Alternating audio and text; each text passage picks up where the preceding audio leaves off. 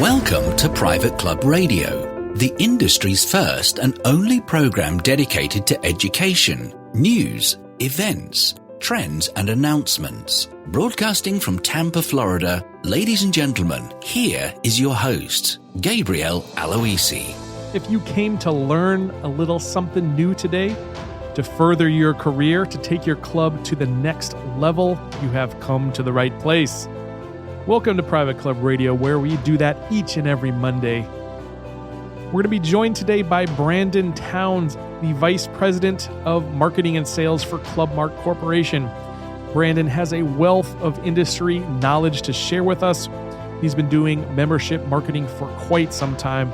He's actually got a tip about social media that I loved, and that, if for nothing else, you're going to want to stick around and hear what he has to say about social media and how you can be using that a little bit more effectively.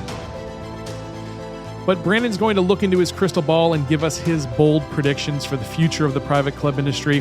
He's also going to talk about how your club can escape what some have called the death spiral of discounting and giving away the house, and how you can start to build some intrinsic value for your club in your marketplace. It's a really fun interview. I think you're going to enjoy it and get a lot out of it, especially if you're looking to drive some members to your club. Before we bring Brandon on today, I want to first thank our listeners who have joined our Facebook group, the Private Club Radio Listeners Forum. If you'd like to join that group, just search for Private Club Radio on Facebook and you can be part of the conversation that we're having there. I also want to thank our guests who've been going to privateclubradio.com/vote and who have been voting on the show topics that they would like to hear.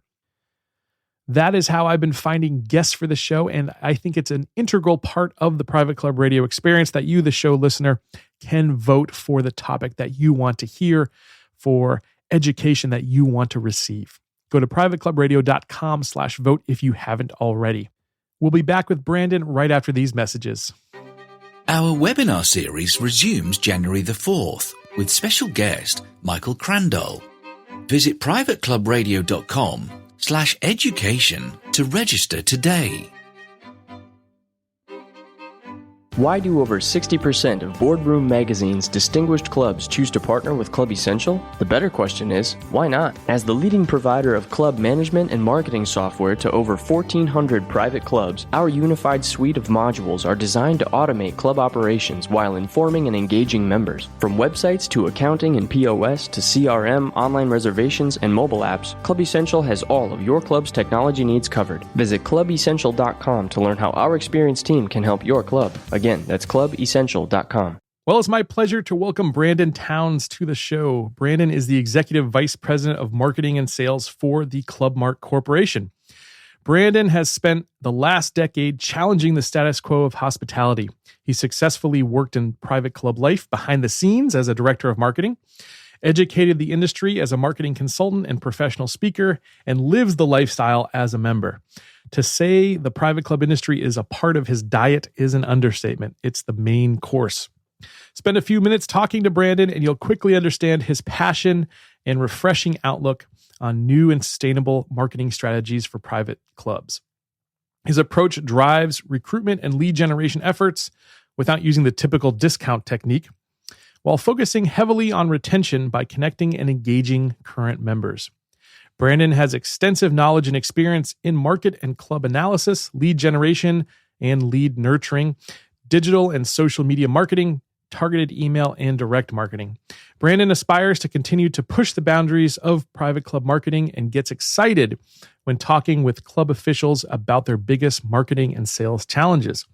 With experience collaborating and consulting nearly 100 private clubs, Brandon has witnessed an array of obstacles inhibiting private clubs from maximizing recruitment, member engagement, and retention, and he's here to tell us how we can avoid those pitfalls today. Brandon, welcome to Private Club Radio. Thank you very much, Gabe. I'm excited to be here. I really appreciate it.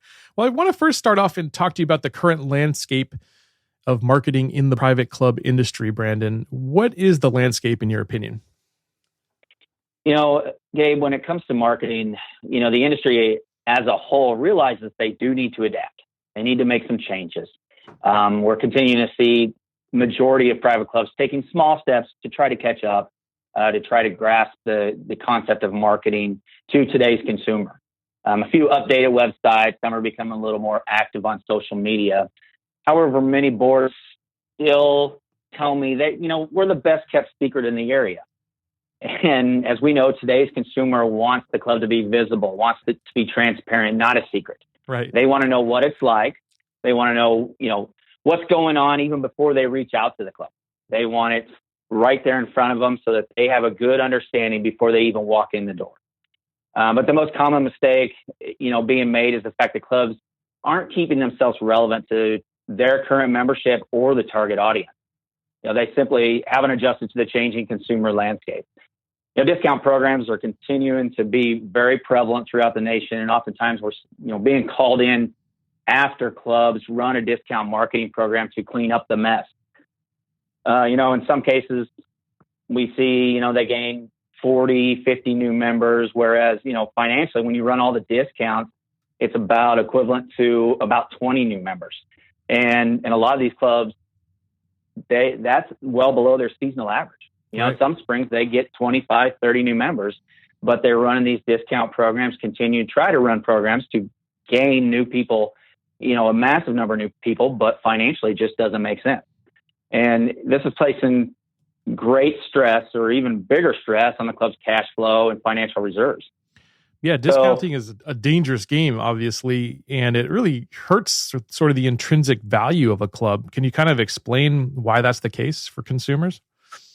Yeah, absolutely. So, and that's part of the reason we introduced the Membership Matters campaign is, we want them to become relevant to the consumers, relevant to their current members. Because if you're not relevant, you're not going to gain those members without basing it on price. You want to base it on value, as we've talked about over and over. It's about the value of being a member there. But if you're not relevant to your current membership, then you're going to see more and more people just become apathetic to being a member at the club. They're not going to be inviting their friends. They're not going to be coming out and being engaged or connected to the club. They're going to slowly back away and eventually walk away from the club.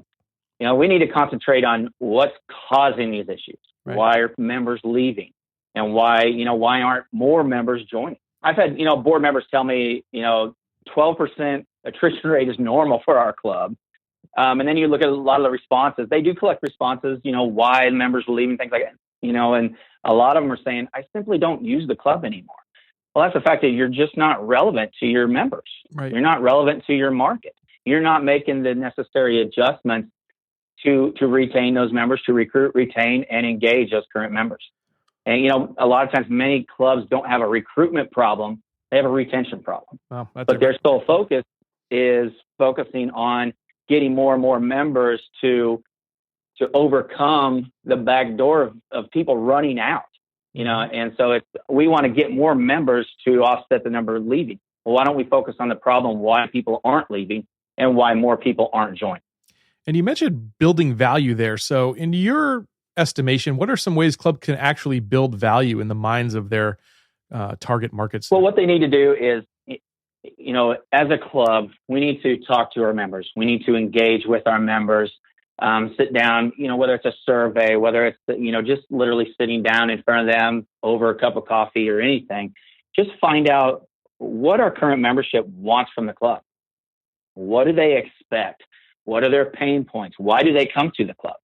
In some cases, maybe it's to just grab a lunch real quick after or during, their lunch break, or maybe it's after school and they need to run out and grab dinner real quick. Well, have that available for them. Mm-hmm. Just little tweaks here and there.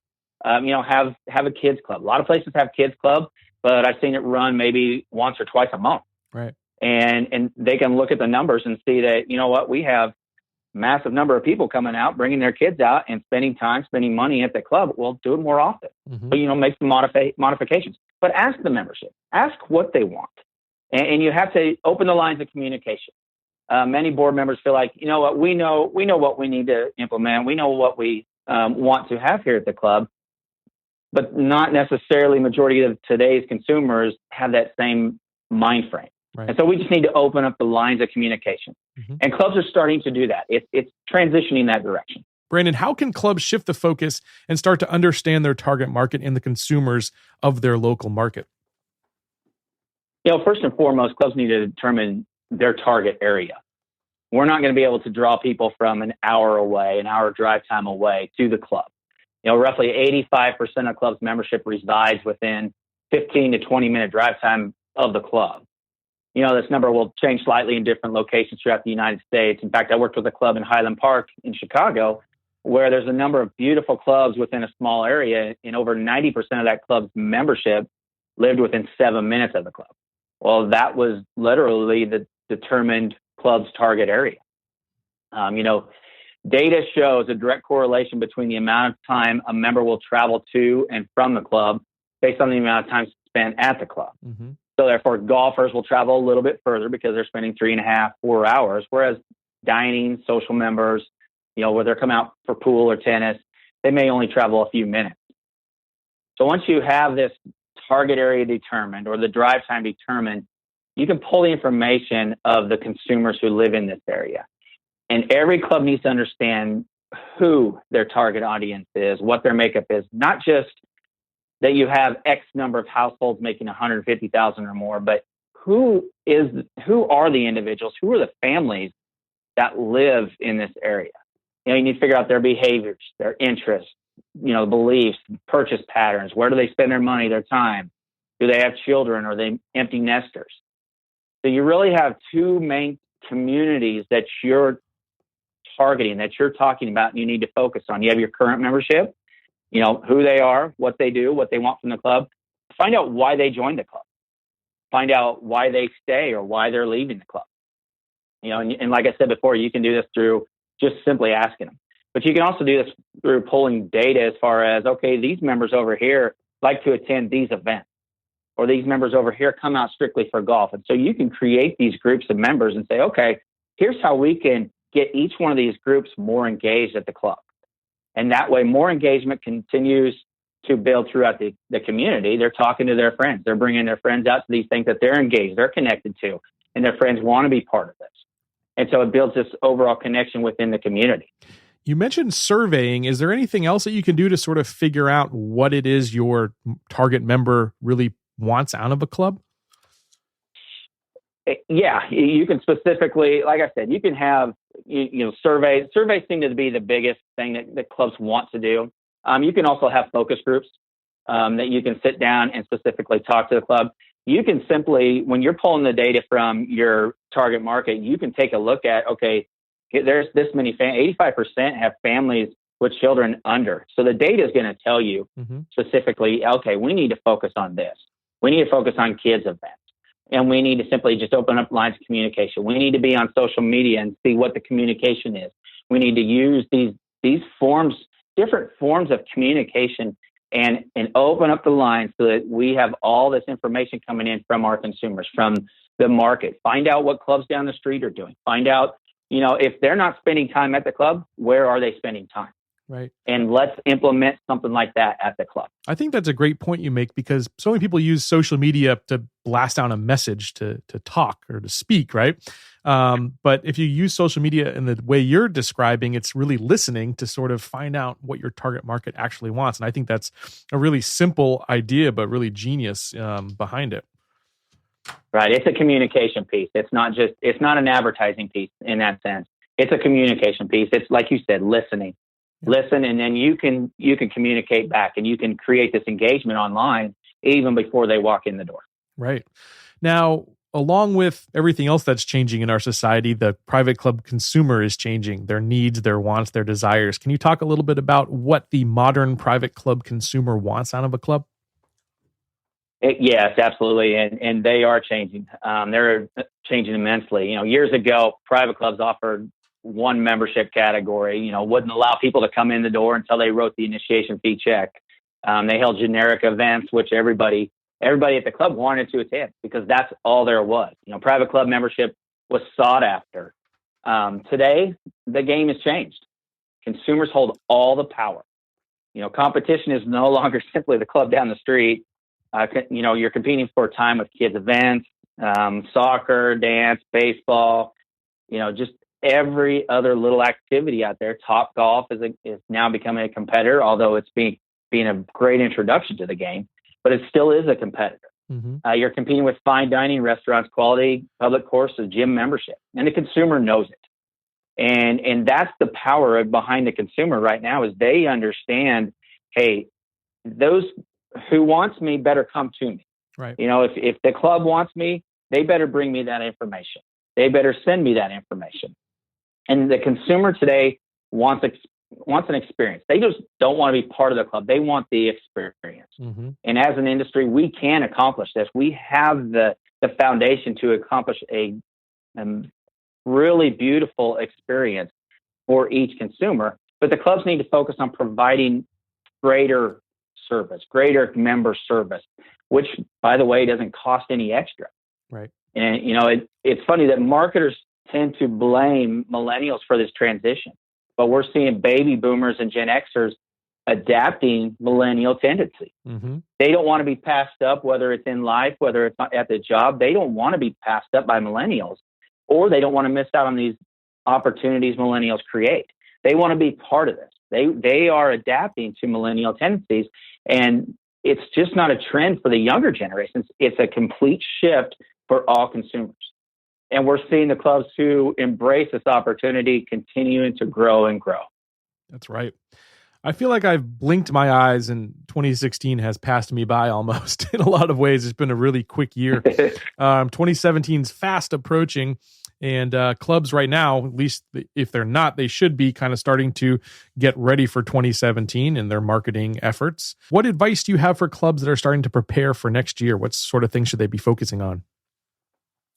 Well, I mean, as we all know, membership drives the club. To quote Robert Demid, founder of Club Corp, with members, anything is possible. Without members, nothing is possible. And clubs need to refocus or place more emphasis on true marketing, not discount, getting the right people in. So you're not just getting people in that are just looking for a deal, and get members in the club at full price and engage them. I believe in the next few years, we're going to see a major shift in the industry. Clubs that understand who they are marketing to will continue to succeed simply based on being relevant, and discounting will become less and less effective. We've already seen that in those signs in some markets of the industry. These discounting programs just aren't drawing the same number of people. They're wanting to, like I said, wanting a lifestyle, wanting a true value from their club. Private club consumers are looking for the experience, not, like I said, not a good deal. Being a member of a private club is a luxury lifestyle. It's not viewed as a luxury if you get it at a discount. Right. Like I mentioned earlier, they're going to jump from club to club if they're just looking for a better deal. Exactly. If they take anything away from, something they can implement next year, I would tell them, 4 things: be relevant, be visible, be transparent, and be helpful. We already talked a little bit about being relevant, finding out what your members want, what your consumers want, but be visible. Let people see who you are. Be visible online. Design and implement an aggressive digital strategy. We talked about social media. Upgrade your Facebook your Facebook and your website. Be up to date on your digital information, because that's where everybody goes. If you want to know something about somebody, you'll Google it, or you'll go on there and search everything. What would you say to the clubs that then say, well, we want to be private and we don't, it's for our members and we don't want to, be out there in the public? Why is that so dangerous then, Brandon? Sure. You don't have to air everything out there. You don't have to provide them everything that's going on at the club, but show them bits and pieces of who you are, not just what, hey, we're a golfing course and hey, we have a beautiful course and we've been ranked. We've hosted so many events. We're not just a golf club. We are a community. We're a family here, and show them that. Be transparent, but you can still hold back everything that goes at the club. But being transparent also means being transparent to current members as well. If I don't attend an event, but I see online, whether it's you use Clubster or whether you use a private group on Facebook or just an email sent out with updated information about an event, and I see that, I missed that really cool event that went on, I'm going to schedule around it next time. I'm going to figure out a way to be there. So be transparent, most importantly, to your current membership. Yeah. Show them what goes on when they're not at the club. Show them what they're missing. And they'll continue, it'll be front of mind, and they'll be continuing to want to come out and be part of these events. And be helpful. Find out, what these pain points are, whether it's your current membership, whether it's your, potential members. Find out what the pain points are. Like I mentioned before, is it I have soccer going on. I just need a quick meal to grab for the kids on my way out, so they can call up or use an app to go to order food, go pick it up, and I'm on my way to the field. Mm-hmm. Yep. Be part of all this. Another thing is, if they don't already have a person designated to focus on membership marketing, hire a membership director or get somebody within the club to be focused on this specifically. They need to, if they don't have it now, they need to do it soon. Ideally, we would have an entire department. The clubs that are bigger and better, obviously, they have departments with membership director. I've seen some with a membership director, marketing director, communications director, so on and so forth, and they have assistants there because they put such an emphasis on marketing itself. And that's what clubs need to do, is put more emphasis on marketing and membership. I agree 100% with that statement. Now, I want to sort of circle back to, what you were talking about, not being a discount house, not being discount driven. And how do you, if you've got yourself kind of caught in that trap as a club, how do you crawl out of it? How do you scrape out? Because I think there's a lot of clubs out there who probably at one time, gave away, their initiation fee or lowered it or did something to sort of affect the intrinsic value of your club. So how do you kind of build that value up? Do you have any steps, Brandon, where people can take or clubs can take to sort of, build up the value to the consumer in the marketplace? Yeah, absolutely. I mean, you have to discard these programs immediately. You have to just completely get rid of them. You have to, and the hardest part is perception in the industry. The industry as a whole is perceived as a struggling industry, when in reality, it's not struggling as bad as the outside consumer sees it. So we need to change perceptions. Let's implement a program that focuses on our target audience, focuses on our members, because we need to build that comfort level within first. We need to have the members excited about what's going on. We can't just, say, hey, go invite your friends. We want them to be part of the club, when they're apathetic and they're not even sure what the club's going to do next anyway, what program is going to run. So the hardest thing to do is step away from those discounts. But that's what clubs need to do, is completely scratch those discounts programs. And they need to take a step back and say, okay, let's get, like I mentioned before, get a comprehensive understanding of who we're targeting, who our members are. Let's design engaging events going on at the club for our members. Let's design events where our members can invite friends to come out to, so we can show this new value that we have at the club. The focus is now about engaging events. It's about communications. It's about, internal and external communication strategy. How are we going to tell the community? How are we going to tell our members about what's going on?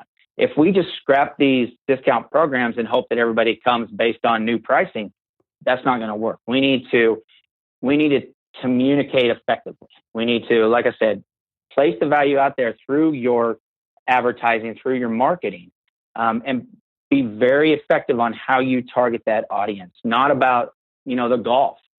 If you're focusing solely on golf, who designed the golf course, how difficult it is, you're alienating a large number of potential members. Right. See, my wife receives and pays attention to the majority of the marketing. And if you only message your club about golfing, you've lost our entire family. Mm-hmm. However, if she receives the information about kids and social events, you have all our attention. And we're a golfing family. She golfs, I golf, my kids golf. We will join as a golf member.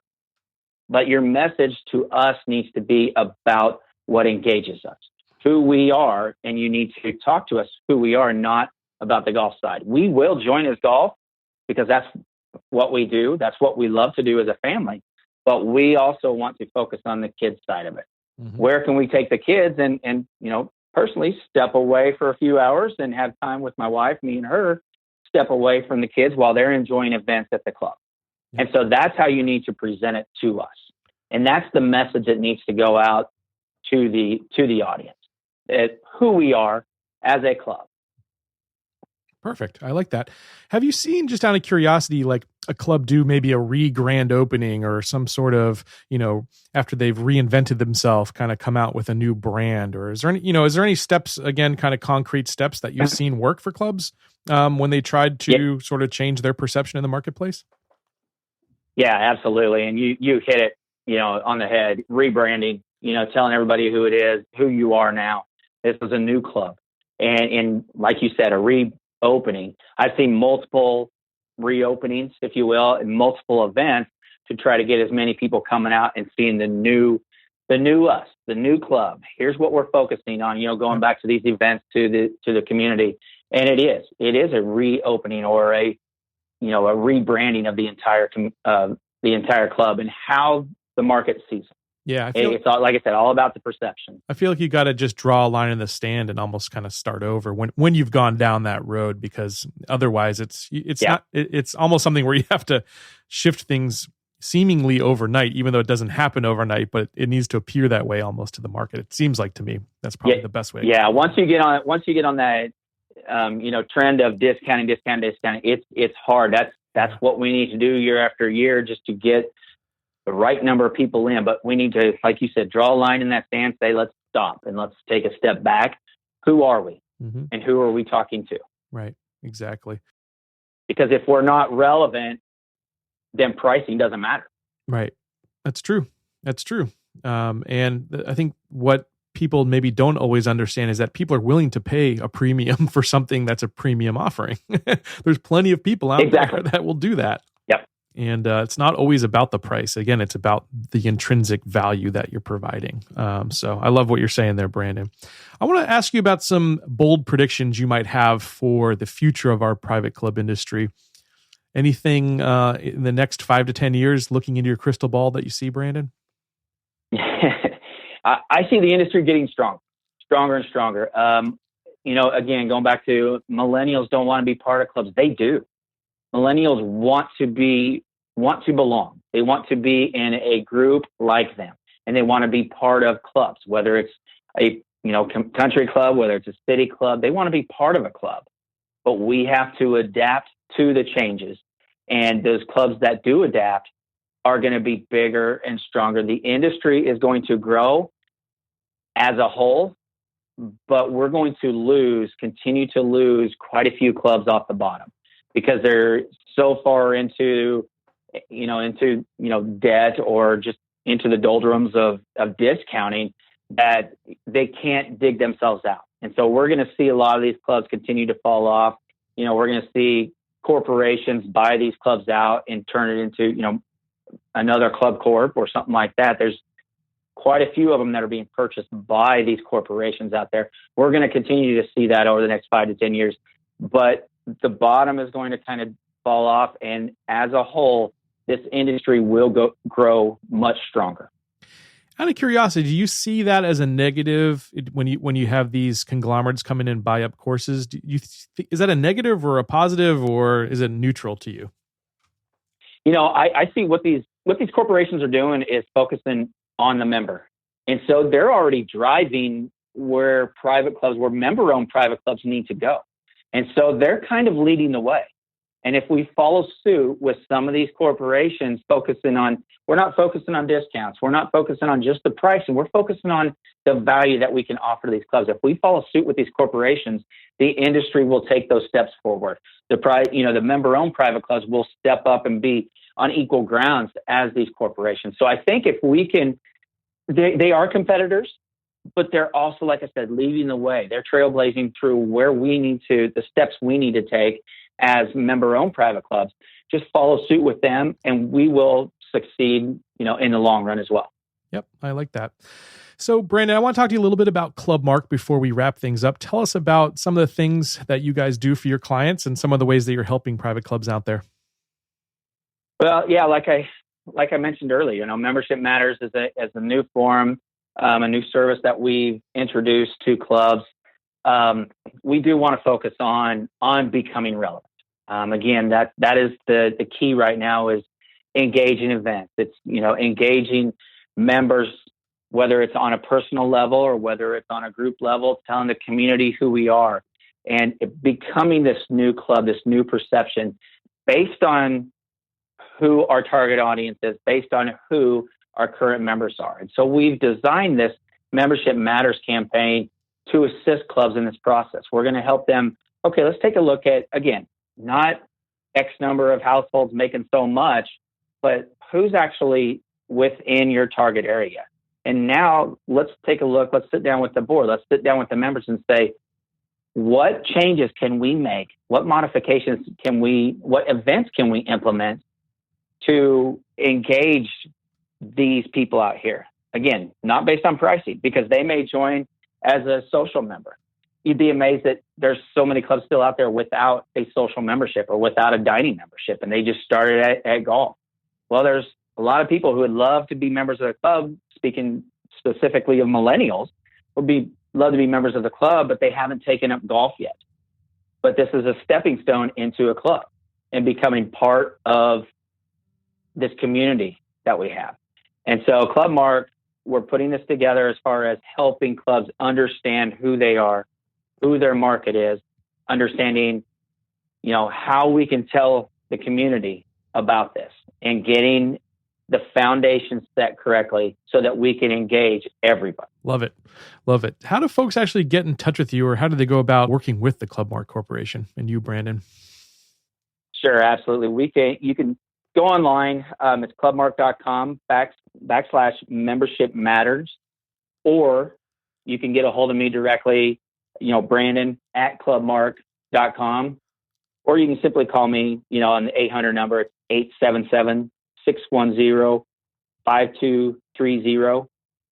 And I just love just to sit there and just listen to, like you mentioned in the opening, I love to just talk to clubs and see where their problems lie, what their pain points are with their market, with their current membership, and just see, talk back and forth with the general managers, with many board members or membership directors, and see, okay, what do you see? What changes can you make that makes it more relevant? And then we just sit there and talk back and forth. And it's just fun just to listen to these clubs and see, what they have this huge passion for their club. They have this huge passion for the industry as a whole. And they just want to, okay, how can we take that next step? How can we just get over the hump? And it's really good time just to talk to people. Nice. And I know you're writing a lot of blog posts and really actively contributing to that site. So definitely recommend people check out clubmark.com /membership matters. It's a great resource above and beyond. And if you want to reach Brandon, again, it's Brandon at clubmark.com. Brandon, thanks so much for joining me today on Private Club Radio. You were an awesome guest. It was great to have you. Gabe, thank you very much. I truly appreciate it. I love talking marketing, membership marketing, and all that kind of good stuff. And Brandon was just a fabulous guest to have. Hope you enjoyed that one too. I'm about to hop on a plane to Thailand, speaking at the Asia Pacific Golf Summit. I'll be covering marketing to millennials. If you didn't catch that webinar, by the way, you can go to privateclubradio.com /millennials and get a little taste of what I'll be talking to the folks in Asia about. I won't be here next week, but I have a great episode for you. Peter Nanula of Concert Golf Partners will be joining us to talk about his top 10 myths in the private club industry. It's going to be a lot of fun. You'll really enjoy that one. Until next week, here's to your membership success. Private Club Radio is brought to you by the Private Club Agency, the premier marketing and consulting firm dedicated to helping clubs increase and retain their membership. Visit privateclubagency.com to learn more.